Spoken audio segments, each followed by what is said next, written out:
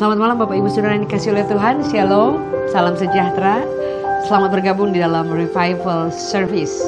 Hari ini kembali kita datang untuk mengucap syukur kepada Tuhan dan berterima kasih untuk setiap berkat dan kemurahan Tuhan yang menopang hidup kita setiap saat. Mari kita berdoa. Tuhan, terima kasih. Kami mengucap syukur Engkau terlalu baik dan terlalu ajaib dalam hidup kami. Tidak dapat diselami jalan-jalan-Mu. Rancangan-Mu sungguh luar biasa. Terima kasih Tuhan. Kau bawa kami ke dalam rencana-Mu Tuhan. Berjalan bersama dengan Engkau ke tempat yang mulia. Dan kami tahu Engkau ada di sana buat kami. Dan memberikan kemenangan yang luar biasa.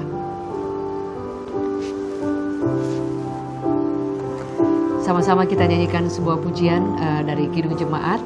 Lagu yang lama. Tetapi lagu ini sangat memberikan kekuatan yang luar biasa bahwa Tuhan akan membawa kita ke tempat yang tinggi, tempat yang mulia. Ku daki jalan mulia serta doa, ku inilah ke tempat tinggi dan teduh.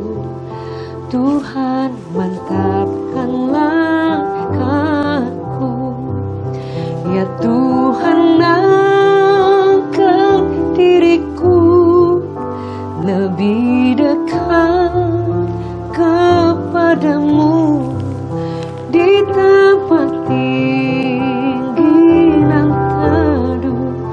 Tuhan mantapkan langkahku.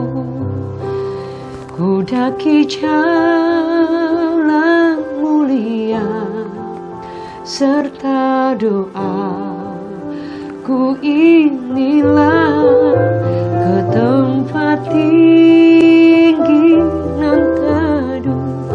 Tuhan mantapkan langkahku, ya Tuhan angkat diriku lebih dekat kepadamu di tempat tinggi dan teduh. Tuhan mantapkan langkahku di jalanku, ku diiring oleh Yesus Tuhanku. Apakah yang kurang lagi jika Dia panduku? Diberi damai surgawi asal imanku teguh. Suka duka dipakainya untuk kebaikanku. Suka duka dipakainya untuk kebaikanku. Kami tahu bahwa dalam hidup kami mengalami mungkin suka dan duka silih berganti Tuhan. Tapi Engkau buat itu buat kebaikan kami. Engkau menjadikan itu berkat buat kami. Bahkan Engkau sanggup merubah kutuk sesuatu yang buruk menjadi berkat. Malam hari ini kami rindu untuk merenungkan firman Tuhan. Bagaimana kisah Ayub, bagaimana ketekunannya, kesetiaannya. Bahkan Tuhan memiliki rencana yang luar biasa. Sehingga Ayub akan menjadi lebih mulia lagi. Lebih menyukakan hati Tuhan dan berkenan di hadapan-Mu. Urapi hamba-Mu yang terbatas dan berkati seluruh ibadah pada malam hari ini. Thank you Father, in Jesus mighty name, Amen. Baik Bapak Ibu Saudara, mungkin ada di antara yang belum mengikuti untuk revival service sebelumnya, di mana saya juga menyampaikan sharing tentang kehidupan Ayub. Jadi yang pertama saya share bahwa Ayub itu adalah orang yang terkaya pada masa itu, dan dia adalah orang yang takut akan Tuhan. Dia orang yang menjauhi kejahatan, hidup sungguh-sungguh saleh, saudara. Tapi ternyata Tuhan juga masih mengizinkan masalah, sehingga supaya untuk membuktikan kemurniannya, kesungguhan dia dan kesalehan Ayub. Dan kemarin yang saya sharekan di pertama, bahwa dia itu memiliki ketekunan yang luar biasa. Sehingga ketika istrinya menantang dia, masihkah engkau bertekun? Masihkah engkau bertekun dalam kesalehanmu? Artinya Ayub itu adalah orang yang tekun dan itu harga mati. Dan ketekunannya itu yaitu kepada Tuhan. Tapi itu pun masih belum cukup, saudara. Sehingga Tuhan mengizinkan banyak hal dalam kehidupan dia. Dia kehilangan anaknya, kehilangan hartanya, kehilangan segala-galanya dan ditimpakan penyakit. Memberikan bara ke dalam tubuhnya itu dan sekujur seluruh dari ujung rambut sampai dasar telapak kaki itu penuh dengan borok, luka.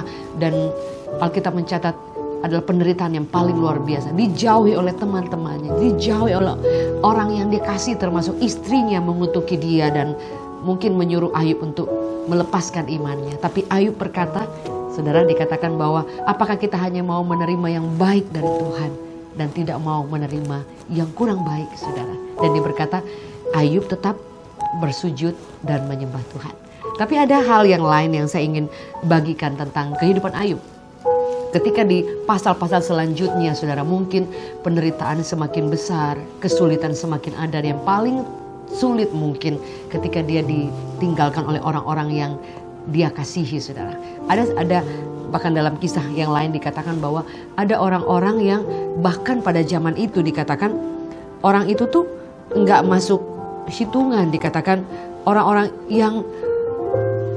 orang-orang ini sesungguhnya bisa disamakan dengan para penjaga-penjaga di depan gerbang yang menjaga binatang-binatang, saudara. Tapi orang ini juga menghina Ayub, saudara. Jadi artinya betapa sulitnya keadaan yang diizinkan Allah dalam kehidupan Ayub, saudara. Karena yang saya pernah share beberapa waktu yang lalu dalam sharing seri yang lain, bagaimana ketika kita harga diri kita terguncang, saudara, itu sangat sulit karena itu akan membuat kita kehilangan pegangan dan membuat kita merasa tidak berguna. Dan Ayub mungkin mengalami hal-hal yang sudah di luar kesanggupan dia, saudara. Sehingga ternyata seperti saya katakan tadi bahwa ketekunan seorang, kesalehan seorang itu harus diuji. Kalau tidak diuji, saudara, tidak ketahuan apakah orang itu benar-benar setia atau hanya musiman, saya katakan kemarin. Atau orang ini mungkin hanya karena diberkati Tuhan sehingga menjadi semangat. Baik bekerja, berdoa, mencari Tuhan dan melakukan semua yang baik. Bagaimana dengan ketika diambil semua kenyamanannya, diambil semua apa yang menjadi kebanggaannya atau kebanggaan kita. Masihkah kita bertekun, saudara? Itu pertanyaannya. Dan ternyata dari pasal-pasal selanjutnya Ayub dalam kesalehan, ketekunan, takut akan Tuhan dia, ternyata itu belum cukup. Karena Ayub ternyata masih kurang sabar, saudara. Ayub ternyata dikatakan dia pada satu momen dia kemudian mulai mengeluh, dia mulai berbesar, banyak bicara, saudara. Dan perkataan-perkataan yang mungkin tidak seperti yang Tuhan mau, saudara. Kita baca firman Tuhan, saudara. Dikatakan, saudara, sampai Tuhan harus menantang Ayub, saudara. Di dalam Ayub yang Ayub yang 38, di situ dikatakan seperti ini. Maka dari dalam badai Tuhan menjawab Ayub, siapakah dia yang menggelapkan keputusan dengan perkataan-perkataan yang tidak berpengetahuan? Bersiaplah engkau sebagai laki-laki, aku akan menanyai engkau, supaya engkau memberitahukan aku, saudara. Sampai Tuhan katakan seperti ini, di manakah engkau ketika aku meletakkan dasar bumi? Ceritakanlah kalau engkau mempunyai pengertian, saudara. Jadi sampai Tuhan harus menantang Ayub, saudara. Kenapa Tuhan menantang Ayub, saudara? Padahal sesungguhnya Ayub itu saleh. Kadang hidup kita kan kita merasa kita udah cukup, udah baik, udah melayani Tuhan, udah takut akan Tuhan dan yang lain. Tapi ternyata ketika Tuhan menguji kita, baru ketahuan aslinya kita. Atau ketahuan masih ada sisa-sisa dari karakter atau manusia lama, saudara. Itu tidak ketahuan kalau kita tutup cover dengan yang bagus, orang bisa melihat drama. Tapi bagaimana caranya untuk memunculkan keaslian atau kelemahan kita atau sisi-sisi yang mungkin perlu dipoles, perlu diubah, itu harus diuji, harus dites, saudara. Ayub 35 ayatnya yang ke-13 dikatakan seperti ini. Sungguh teriakan yang kosong tidak didengar Allah dan tidak dihiraukan Maha Kuasa. Saudara, lebih-lebih lagi kalau engkau berkata bahwa engkau tidak melihat dia, bahwa perkaramu sudah diadukan ke hadapannya, tapi masih juga engkau menanti-nantikan dia. Tetapi sekarang murkanya tidak menghukum dan tidak terlalu memperdulikan pelanggaran. Ayat 16, maka Ayub berbesar mulut dengan sia-sia dan banyak bicara tanpa pengertian. Jadi Ayub tuh ada dalam masa kelemahannya, weakness-nya. Alkitab mencatat Paulus berkata bahwa jika engkau ada dalam masa kebodohanmu, janganlah menjadi lemah. Karena kalau dalam kesesakan aja kita tawar hati, kecil kekuatan kita. Itu kata Paulus. Jadi saya mau berkata bahwa tidak ada orang yang hebat.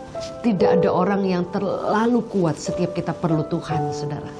Sehingga saudara kadang itu yang membuat kita selalu pasti akan tetap datang kepada Tuhan. Sehebat apapun engkau, setinggi apapun Tuhan angkat saudara, sediberkatinya sebagaimanapun saudara, kita masih sangat terbatas dan masih memerlukan Tuhan.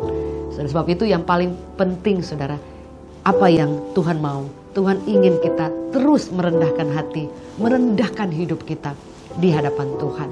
Jangan sampai kita mulai berbesar mulut, mulai komplain dan mulai kecewa dan mulai mengatur Tuhan, menasehati Tuhan dan mulai ingin menuntun hidup kita sendiri dan mulai berpikir Tuhan berbuat curang. Mungkin Ayub ada di masa-masa yang dia sudah gak mampu saudara. Tapi firman Allah berkata Tuhan itu sungguh menantang Ayub.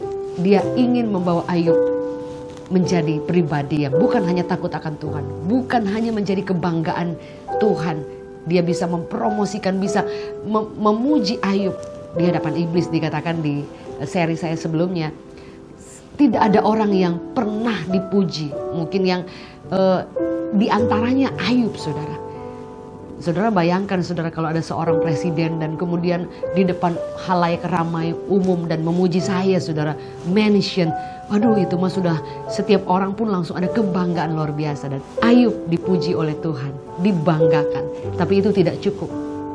Karena ada ketika promosi datang itu membuat kita angkuh, membuat kita menjadi congkak saudara. Ada ketika Tuhan memberkati kita, tadinya kita rendah hati, sudah lupa daratan saudara. Udah lupa mendarat, naik boleh tinggi, jangan lupa mendarat saudara. Dan Tuhan ingin Ayub itu benar-benar murni. Sehingga ketika Ayub mendapati bahwa dia memang ada keterbatasan. Di balik kesalehan saudara, di balik semua takut akan Tuhan, kita masih punya banyak kelemahan. Sebab itu kita perlu untuk terus datang mengasihi Tuhan. Dan yang tahu semuanya itu hanya saudara dan saya. Sebab itu saudara, firman Allah berkata bahwa Tuhan mengasihi kita bahkan ketika kita masih dalam dosa. Dia sudah mengasihi kita.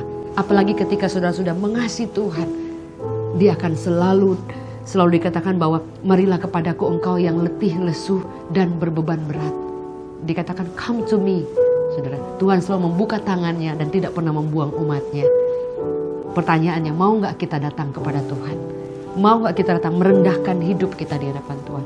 Mau gak kita berkata, Lord, I need you more than ever before. Kadang kita sudah merasa cukup puas dalam satu keadaan. Kadang kita sudah merasa bahwa ini sudah cukup, saudara. Tapi firman Allah berkata, seperti Daud berkata, seperti rusa merindukan air, sungai demikian aku merindukan engkau, ya Allah.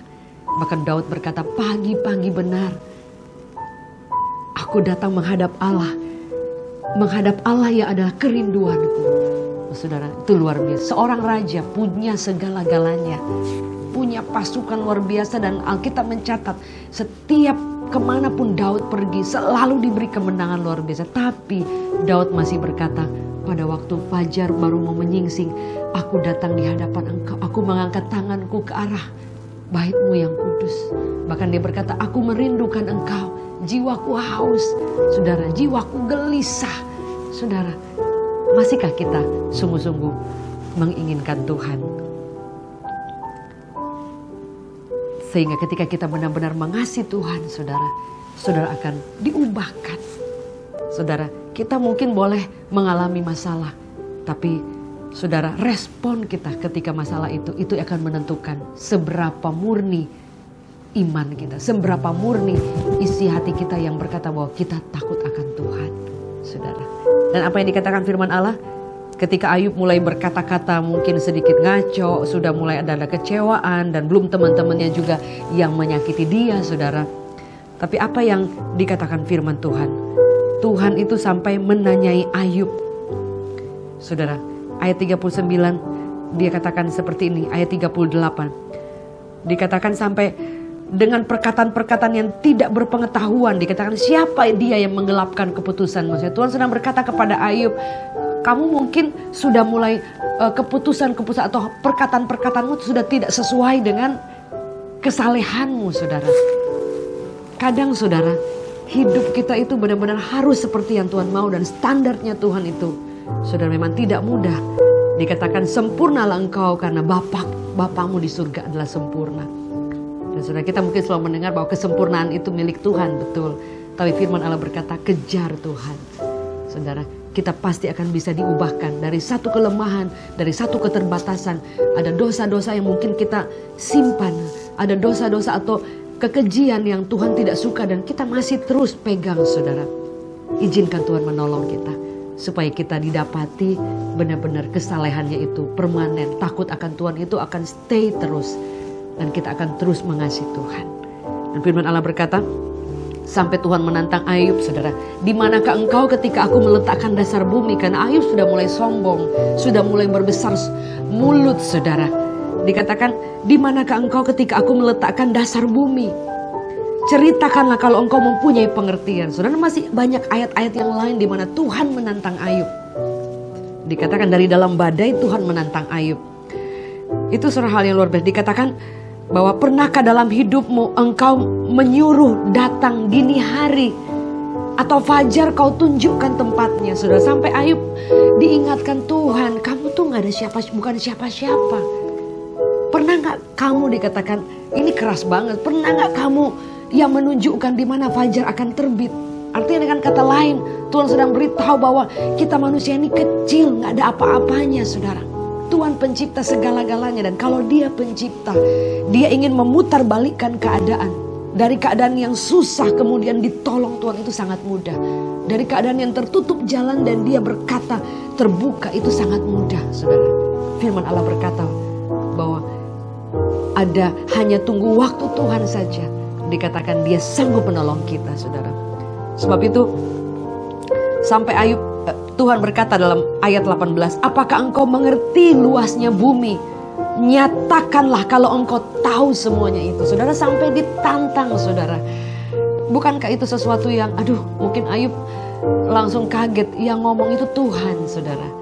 Ada banyak ilmuwan yang sudah meneliti, research yang segalanya. Tapi saya percaya itu pun masih ada batasnya. Sebab firman Allah berkata tidak ada orang yang dapat mengukur atau mengetahui dengan sangat akurat atau jelas. Katakan, apakah engkau mengerti luasnya bumi? Saudara, dan masih banyak ayat yang lain kalau saudara baca. Saudara, di situ saya tahu bahwa ternyata Ayub itu sudah takut akan Tuhan, saleh, tapi ternyata dia juga masih ada kesombongan. Karena mungkin mengalami kesulitan, saudara. Dalam kehidupan kita, itu yang perlu untuk kita kejar. Tetap merendahkan hati di hadapan Tuhan. Dan firman Allah berkata seperti ini, saudara. Dalam Ayub 40, Ayub merendahkan diri di hadapan Allah. Ini turning point-nya, titik baliknya, saudara. Di mana Tuhan tidak tiba-tiba memberkati Ayub dengan limpahnya. Kalau kita baca firman Tuhan dalam Ayub 42, Tuhan memberkati Ayub lebih kaya lagi dari sebelumnya. Tuhan memberikan anak-anak yang luar biasa, memberkati dia lebih dari keadaan sebelumnya. Itu tidak tiba-tiba. Tapi Ayub ternyata kemudian mulai deal dengan Tuhan. Merendahkan hidupnya, hatinya, dan minta ampun di hadapan Tuhan. Ayub merendahkan diri di hadapan Allah. Ayub 40, pasal 40 ayat 1. Maka jawab Tuhan kepada Ayub, apakah si pengecam hendak berbantah dengan Yang Maha Kuasa? Jadi sampai di statementnya dikatakan si pengecam, saudara. Hendaklah yang mencela Allah menjawab. Jadi Tuhan tuh sedang ngomong ke Ayub dan suruh Ayub jawab. Dan ini yang kadang kita nggak tahu. Dalam pemikiran kita kadang kita pikir, oh ya Ayub tuh takut akan Tuhan apa semua. Tapi ternyata itu belum cukup. Karena keaslian kehidupan kita akan ketahuan ketika diuji, dites. Benar nggak saudara? Diambil anaknya, diambil hartanya, diambil teman-temannya. Teman-teman mulai menghina dia dan yang lain. Masih nggak Ayub tuh setia, tekun, saleh, rendah hati, dan tidak mengutuki Tuhan ataupun tidak kecewa dengan Tuhan. Ternyata Ayub masih ada kelemahannya, itu dia masih ada keangkuhan. Masih ada merasa bisa, sebab itu Tuhan sampai menantang dia. Saudara, keangkuhan itu ada orang berpikir kesombongan itu hanya yang oh ya kita pakai barang mewah dan kita show off dan yang lain gitu. Enggak juga seperti itu. Atau kita mulai pamer atau mungkin yang lain. Itu juga memang ya, hanya kita dengan Tuhan yang tahu saudara ya. Jadi ada orang yang dalam kehidupan kita Tuhan mau kita tetap rendah hati. Anda diberkati lebih pun tetap merendah. Anda dibawa Tuhan dalam pekerjaan di kantor Anda, kemudian dari jabatan biasa kemudian jadi presidir, naik lagi saudara. Banyak sekali kesaksian orang-orang yang tadinya mereka cuman jabatan di kantor tuh biasa-biasa. Ada seorang teman saya yang dia cuman dari waiters dan hari ini menjadi sukses, diberkati Tuhan luar biasa. Dan dia selalu bilang, saya tahu dari mana saya dibawa Tuhan, diangkat Tuhan. Nantinya mereka tahu saudara. Tapi ada juga kesombongan yang tanpa kita sadari. Apa itu saudara? Suatu waktu saya juga nggak ngeh. Tapi suatu waktu seorang teman saya berkata bahwa ada kesombongan terselubung. Contohnya saudara, ketika Tuhan ingin memanggil kita, memakai kita untuk mau jadi berkat buat orang, mau bersaksi buat orang, ataupun mau melayani Tuhan, ataupun dalam banyak talenta kemampuan Tuhan mau pakai. Tapi kita aduh enggak lah, aduh saya nggak bisa. Padahal kita bisa saudara. Karena kita punya kemampuan. Saudara tahu persis, saudara punya talenta di situ. Tapi dengan berbagai alasan, aduh saya nggak mampu, entah nggak ada waktu lah, nggak bisa lah, atau ada berbagai banyak alasan, takut tanggung jawab, saudara. Padahal Tuhan ingin memakai kita, saudara, untuk menjadi berkat buat banyak orang, saudara. Tapi kita punya seribu banyak alasan untuk berkata nggak mampu, nggak bisa, nggak pintar ngomong, nggak ada waktu dan yang lain, saudara. Itu ternyata itu kesombongan terselubung karena sesungguhnya kita mampu, kita bisa. Alkitab mencatat Tuhan ingin memakai kita, memakai talenta kita, memakai kesempatan waktu kita, memakai apapun yang Tuhan beri dalam hidup kita. Tuhan tidak pernah meminta sesuatu yang Dia tidak beri kepada kita. Saudara punya talenta, punya kesempatan, punya waktu, punya berbagai yang Tuhan percayakan. Itu semua karena dari Tuhan. Dan Tuhan ingin memakai saudara. Dan suatu waktu ketika saya diingatkan itu kesombongan terselubung. Aduh saya langsung Tuhan apapun itu yang Tuhan mau. Saya mau. Saya dulu gak berani kalau ngomong seperti ini. Karena saya gagap dan biasa saya ngomong tuh mesti cepet gitu. Saudara, dan sampai sekarang memang masih kebawa saudara. Share seperti ini yang pelan-pelan itu buat saya tuh pergumulan besar. Karena saya biasa mesti kenceng dan mesti tancap gas. Baru itu bisa jalan lah saudara ya. Karena kadang saya nggak tahu apa yang harus diomongkan gitu saudara ya. Tapi saya selalu bilang Tuhan ya saya nggak mampu saudara. Ya saya percaya Tuhan pelan-pelan mampukan saudara.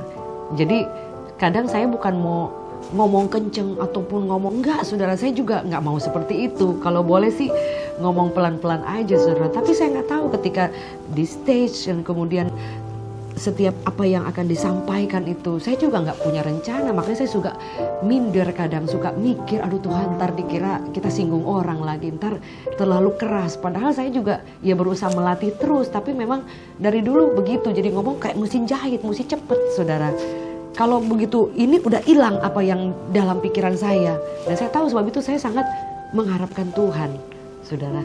Jadi bukan saya nggak mau saudara. Dan mungkin yang banyak juga memberikan kekuatan atau dorongan itu ketika saya sedang share tuh ada musiknya saudara. Ya kalau nggak ada musik juga nggak apa-apa sih bisa. Tapi mungkin saya karena sedang nyembah, sedang senang-senang bermazmur. Sehingga ketika saya share dan saya tahu saya punya keterbatasan. Saya gagap, saya pelupa, saya gugupan, panik. Sehingga kalau pas ngomong begini kemudian saya bisa blank semuanya. Tapi saya bilang Tuhan tahu saya nggak mampu, tapi saya mau. Nah suami saya salah satu orang yang mendorong saya untuk maju, untuk share saudara. Jadi saya tadinya nggak bisa dan memang nggak berani saudara. Tapi suatu waktu saya bilang Tuhan kalau memang Tuhan mau pakai saya, Saya mau. Saya kaget saudara, ngomong bisa kenceng gak berhenti-berhenti. Sampai saya, aduh Tuhan. Dan saya tahu itu anugerah Tuhan. Jadi saya sendiri kaget setiap habis share. Aduh Tuhan, saya ngomong bisa kenceng-kenceng, saya gak tahu. Saudara, dan banyak orang gak ngerti. Dipikir saya sengaja gitu. Enggak saudara, kalau boleh pilih, ya saya gak mau share. Nyanyi aja dulu, saya gemeteran pegang mic saudara. Tapi firman Allah berkata, kalau kita dipercayakan satu talenta, kita setia, kita tanggung jawab, nanti akan ditambahkan. Saudara, yang penting hati kita tetap bersyukur dan merendah. Dan Ayub berkata, saudara, saya tutup dengan ini. Ayub berkata seperti ini. Dalam Ayub 40, Ayub merendahkan diri di hadapan Allah. Maka jawab Tuhan kepada Ayub, apakah si pengecam hendak berbantah dengan Yang Maha Kuasa? Hendaklah yang mencela Allah menjawab. Dikasih tanda seru loh saudara. Maka jawab Ayub kepada Tuhan. Jadi Tuhan tuh bertanya kepada Ayub dengan pertanyaan yang keras sekali saudara. Dalam hidup kita kadang kita hanya mau mendengarkan firman yang lembut. Firman yang meninabobokkan. Firman yang menguatkan, menghibur. Ntar lucu gak masalah sih, tapi yang itu terus pokoknya yang bikin kita senang saudara. Dan kita kadang-kadang gak mau mendengarkan firman atau suara Tuhan atau apapun yang keras, yang ntar tentang pertobatan, penderitaan atau teguran. Kan firman Allah berkata Yesus pada masa itu aja dia bisa ketemu orang-orang fasik, orang-orang Farisi, dan dia berkata kamu seperti kuburan. Wah itu keras banget saudara. Dan saya dari pertama saya mengikut Tuhan, saya belajar untuk menghargai setiap orang yang berkhotbah. Mau dia pun baru kemarin dia berkhotbah, ataupun dia tuh ngomongnya belepotan, ataupun dia bukan orang siapa-siapa, gelar juga mungkin gak ada, tapi ketika orang itu ada di depan, di altar Tuhan, artinya Tuhan akan memberikan pesan lewat hidup dia. Jadi kita harus respect. Dan suami saya selalu berkata bahwa kalau ada orang yang berkhotbah, dengarkan, respect, jangan bingung dengan yang lain. Nanti itu saya belajar terus, siapapun yang dipakai Tuhan, saya percaya ada pesan yang akan kita dapat. Sekalipun hanya satu statement aja. Ada orang yang berpikir, wah pengkhotbahnya kurang. Wah kayaknya di khotbahnya kurang menggigit. Pengkhotbahnya, waduh ngantuk saudara. Padahal saudara, sesederhana apapun itu firman Allah. Ada kuasa yang luar biasa. Sebab itu siapapun saudara. Kadang saya lagi ngobrol sama orang dan orang itu sedang share gak sengaja. Dan saya tahu ada pesan Tuhan lewat orang itu kepada saya. Artinya bahwa saya mau merendahkan hati. Karena setiap orang siapapun Tuhan bisa pakai saudara. Dan Ayub berkata, maka jawab Ayub kepada Tuhan, sesungguhnya aku ini terlalu hina. Dia langsung merendahkan saudara. Sesungguhnya aku terlalu hina, jawab apakah yang dapat kuberikan kepadamu. Di Ayub 35 dikatakan dia berbesar mulut. Omongan sia-sia terus. Mulai kecewa dan komplain dengan Tuhan. Tapi kemudian ayat 38-39, satu kali aku berbicara, maka jawab Ayub kepada Tuhan, sesungguhnya aku terlalu hina, jawab apakah yang dapat kuberikan kepadamu, mulutku kututup dengan tangan. Artinya aduh dia udah gak berani ngomong. Satu kali aku berbicara tetapi tidak akan kuulangi lagi, bahkan dua kali tetapi tidak akan kulanjutkan saudara. Firman Allah berkata, dia saking merendahkan ya saudara, artinya aduh aku udah gak bisa ngomong apa-apa. Tuhan mau saudara kita benar-benar menjadi pribadi yang mau lebih taat dan mau lebih setia kepada Tuhan. Apapun yang Tuhan mau, apapun teguran Tuhan, apapun yang Tuhan mau koreksi kita. Saya selalu ingat firman Tuhan di Timotius dikatakan firman Allah itu adalah perkataan yang dihembuskan oleh Roh Allah. Dan itu dikatakan berguna untuk menegur, mengkoreksi, merubah kehidupan kita, saudara. Jadi kalau ada firman Tuhan yang keras, ataupun ada teguran Tuhan, seharusnya kalau kita mau diubahkan, kita harus merendahkan hati, membuka hidup kita. Dan seperti Ayub diberkatan, aduh aku udah terlalu hina. Jadi statementnya, perikopnya, Ayub merendahkan diri, saudara. Jadi kita perlu untuk merendahkan diri di hadapan Tuhan setiap hari, setiap saat. Kadang Tuhan memakai orang-orang tertentu untuk merendahkan kita. Gak apa-apa saudara. Karena itu mungkin salah satu agenda dari Tuhan. Supaya kita semakin rendah. Ada satu statement yang berkata, quotes yang berkata seperti ini. Biarkan kamu direndahkan sampai di paling titik terendah. Sampai mereka tidak bisa merendahkan. Karena udah paling bawah saudara. Dan salah satu firman Tuhan berkata, bersiap-siap ketika saudara ada di tempat yang paling rendah, tangan Tuhan yang mengangkat saudara tinggi. Dan firman Allah berkata saudara, kemudian Ayub mulai merendahkan diri. Ayub kemudian mulai menyadari bahwa dia sudah sombong, dia sudah angkuh, saudara. Dan itu awal Tuhan bekerja dalam kehidupan Ayub. Saya percaya sekali, saudara, bahwa tidak ada orang yang terlalu hebat yang kita mungkin selalu bisa merendahkan diri. Kadang ketika engkau dipertemukan dengan orang-orang dan orang-orang merendahkan engkau, orang-orang mungkin berkata hal-hal yang buruk kepadamu dan engkau merasa aduh direndahkan dan yang lain, nggak apa-apa, saudara. Itu pelajaran yang sangat berharga. Bersyukur kepada Tuhan bahwa Tuhan pakai orang itu untuk membuat kita semakin ke bawah, membuat kita semakin ke bawah. Saya banyak sekali ada hal-hal yang diizinkan Tuhan, dan saya tahu itu untuk merendahkan hati saya. Saya tahu Tuhan pakai orang-orang tersebut untuk supaya saya lebih ke bawah, lebih ke bawah, lebih ke bawah lagi. Gak apa-apa direndahkan, kan nanti tangan Tuhan yang akan mengangkat kita. Gak perlu kita bingung-bingung untuk mengangkat diri kita. Biarkan Tuhan yang mengangkat pada waktunya, saudara. So itu hari ini, itu pelajaran yang sederhana yang saya rindu untuk bagikan kepada Bapak Ibu Saudara dari kisah Ayub. Saudara, kadang kita mesti koreksi, kita mesti cek hati kita. Mungkin kita kadang-kadang sudah lupa, sudah punya sifat sombong, angkuh tanpa kita sadari, saudara.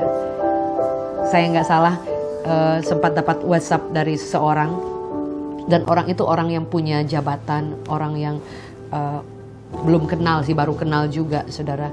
Dan tapi dari statementnya dia itu kaget juga, saudara ya.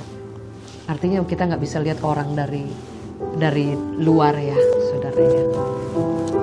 Jadi ternyata apa sih, hidup kita tuh bukan siapa-siapa. Benar nggak, saudara? Jadi kalau Tuhan izinkan, puji Tuhan. Kalau Tuhan memang mau kita semakin direndahkan, nanti kan Tuhan yang tinggikan. Tepat pada waktunya. Jadi jangan mikir yang lain, saudara ya. Nggak apa-apa, itu tadi ada bunyi-bunyi yang luar biasa, saudara ya. Saya bersyukur sekali, suatu waktu suami saya ada berkhotbah di satu tempat.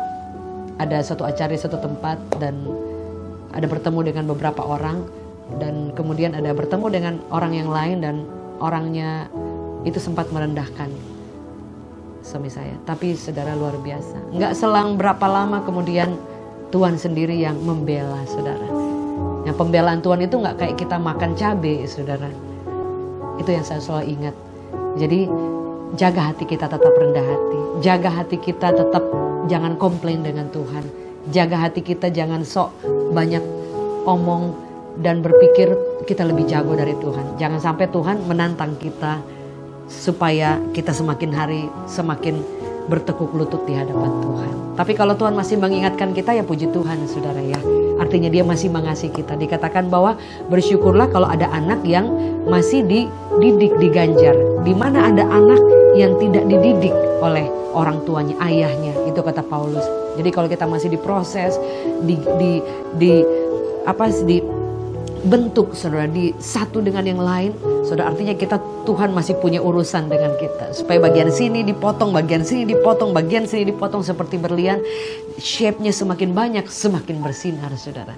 Sehingga satu yang menjadi kekuatan saya kalau mengalami masalah apapun, ya udah tenangkan hati dulu. Kadang memang kita juga nggak bisa handle. Mungkin ada orang yang bertanya, pernah nggak saya kayak kecewa dengan Tuhan? Pernah nggak saya, ada yang bertanya, pernah nggak saya kayak udah nggak pengen melayani Tuhan? Atau pernah nggak saya ngalamin down? Semua pernah ngalamin, saudara. Saya juga bukan manusia hebat, saudara. Saya juga manusia biasa. Ada saat-saatnya kita down, ada saat-saatnya kita nggak mampu. Ada saatnya saya juga bahkan, kayaknya nggak mampu Tuhan. Kayaknya pengen berhenti. Kayaknya pengen. Semua pernah mengalami. Sebab itu di situ saya tahu bahwa itu semua anugerah Tuhan. Karena kapan anugerah Tuhan turun? Saat saya tetap berkata, saya maju, saya mau mencintai Tuhan, dan saya mau berjalan bersama dengan Tuhan dan tidak kecewa dengan Tuhan, dan tetap mengasihi Tuhan. Karena saya percaya bahwa Bapa menginginkan saya utuh, seperti Bapa menginginkan Ayub utuh. Tuhan menginginkan Ayub utuh, sehingga itu akan menjadi karakter kehidupan, kesalehan yang permanen, saudara. Bukan hanya dikenal sebagai orang yang takut akan Tuhan, saleh, menjauhi kejahatan, tapi Ayub adalah orang yang tunduk kepada Tuhan, hormat kepada Tuhan, dan merendahkan hati selalu di hadapan Tuhan. Mari Bapak Ibu Saudara, saya rindu kita untuk recommitment lagi.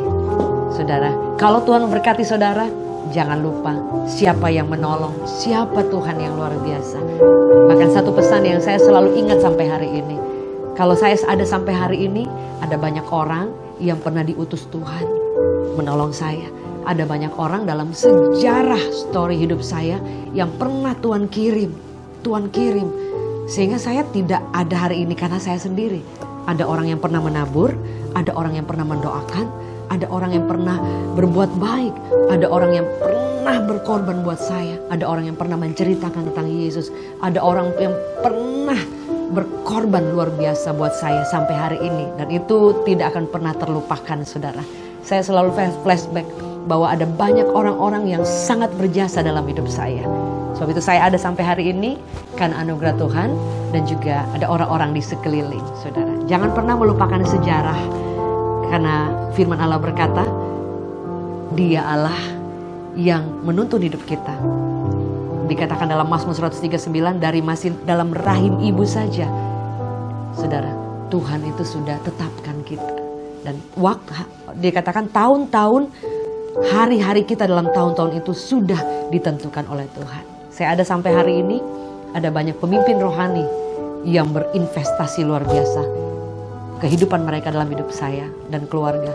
Ada banyak sahabat-sahabat dekat, ada banyak orang-orang di sekeliling yang siang malam berdoa. Ada orang tua yang setiap hari berdoa dengan bercucuran air mata. Sehingga saya ada hari ini karena anugerah Tuhan. Dan khususnya ada keluarga, suami, anak-anak, dan orang-orang terdekat, saudara, orang-orang yang saya tidak bisa ucapkan, yang sudah menolong, sudah berbuat baik dalam hidup saya, sehingga saya ada hari ini because about His grace dan orang-orang di sekeliling. Mari jadikan hidup kita terus merendah. Jangan pernah berjalan udah nggak ngingat orang, tapi semakin saudara diangkat tinggi, semakin merendah. Padi itu semakin berisi, semakin merunduk. Nah, semakin engkau diangkat tinggi, jangan lupa tetap berlutut, tetap menyembah, tetap cari Tuhan. Dan jangan pernah kita berbesar mulut, congkak, dan berpikir Tuhan salah, dan mulai ingin menasihati Tuhan seperti Ayub. Hari ini mari semangat, mari angkat tangan kita di hadapan Tuhan. Bapa, kami komitmen lagi untuk tidak sombong, tidak congkak. Ampuni kami kalau kami kadang mungkin tidak sombong dengan semua berkat, dengan apa yang Tuhan beri, baik dengan posisi, dengan harta, keadaan, promosi. Kami tidak pamer, kami tidak menganggap orang lain lebih rendah, kami tidak merasa kami jauh lebih kaya, lebih diberkati, dan orang lain biasa saja, kurang iman. Kami tetap merendah sekalipun Engkau membawa kami tinggi, sekalipun Engkau mempromosikan kami. Ajar kami merendah, Tuhan. Dan kami juga minta ampun, Tuhan, kalau kadangkala kami ada kesombongan terselubung. Kadangkala Tuhan mau pakai kami, mau pinjam hidup kami, talenta kami, waktu kami, kemampuan kami untuk kerajaan-Mu, untuk menyelamatkan jiwa, untuk pekerjaan-Mu.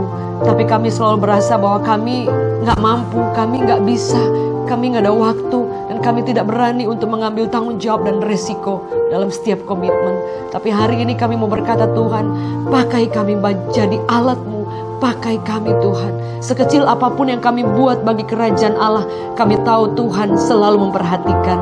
Di dalam nama Yesus, hamba berdoa dan kami sepakat, Tuhan, supaya kami diubahkan lagi malam hari lewat pelajaran dari firman Allah, lewat kisah Ayub, untuk kami merendahkan hati, merendahkan diri, tidak komplain, tidak berbesar mulut, tapi selalu merendahkan diri kepada pencipta alam semesta, Tuhan yang baik, yang luar biasa. Sehingga kami tahu ketika kami merendahkan diri, itu awal Tuhan memulihkan, meninggikan, dan memberkati. Seperti halnya Engkau memberkati, memulihkan, mengangkat Ayub kembali lagi.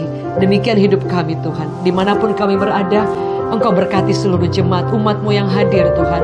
Kami berkati buat bangsa Indonesia. Kami berkati Tuhan, biar pemulihan akan terus terjadi. Biar kasih Allah terus memulihkan Tuhan di masa-masa pandemi ini. Engkau terus bekerja dengan luar biasa.